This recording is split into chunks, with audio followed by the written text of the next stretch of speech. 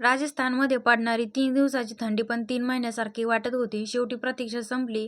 चौथ्या दिवशी ना सूर्याने दर्शन दिलं होतं. मग काय घरातले पटकन कामं आवरून घेतले आणि कपडे धुवून घेतले, कारण कपडे सुकणे महत्त्वाचं. उन्हामध्ये कपडे टाकले आणि स्वतःला पण व्हिटॅमिन डी खाण्यासाठी उन्हातच थांबले. 10-15 मिनिटं झाले आणि खाली आले. सुट्टीला जायच्या आधी ना वाफेमध्ये ना कोथिंबीर, शेपूची भाजी टाकून दिली होती. शेपूची भाजी ना गारठ्यामुळे उगतच नव्हती, थोडीफार निघाली आणि कोथिंबीर पण जेवढी राहिली होती तेवढी काढून आणली. घरामध्ये आली शेपूची भाजी ना चिरून मस्त घेतली, पण दोघांना पुरण इतपतच झाली. बरं जाऊ द्या.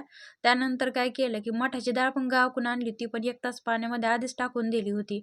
शेपूची भाजी मस्त अशी हिरवीगार करून घेतली आणि त्याच्यानंतर म्हणलं मनी प्लांट लावलेला आहे ना, त्याला आता पाण्याचा एकदा फवारा मारून घेते. आता हा मनी प्लांट मी कसा लावलेला आहे, याला कोणतं पाणी मी वापरते, याला कुठं ठेवलेलं आहे, याला ठेवायचं कुठं, याची पानं पिवळी पडवणे यासाठी, याला कोणतं खत टाकलेलं आहे किंवा याला कोणती माती वापरली, याचा डिटेलमध्ये व्हिडिओ बनवलेला आहे खाली दिल्या त्रिकोणामध्ये. जर तुम्हाला पण मनी प्लांट कसं लावलं हे बघायचं असेल किंवा स्वतः लावायचं असेल ना, तर खाली दिल्या त्रिकोणामध्ये जाऊन क्लिक करून नक्कीच पाहू शकता.